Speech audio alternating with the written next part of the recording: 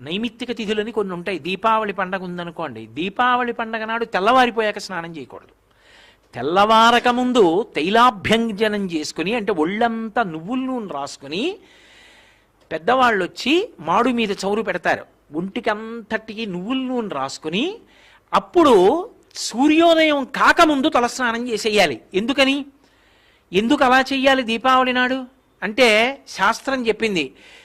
అప్పుడు తైలే లక్ష్మి జలే గంగా, తైలమునందు లక్ష్మీదేవి ప్రవేశిస్తుంది బ్రహ్మముహూర్తంలో తెల్లవారుజామున.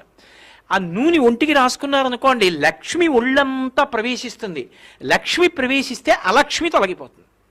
జలే గంగా, జలముల యందు గంగ ప్రవేశిస్తుంది. తన పాపమే కాదు, తన చేత దుష్టమైన ఆలోచనలు చేయించి కష్టాల్లో పడేటట్టు చేయిస్తుంది.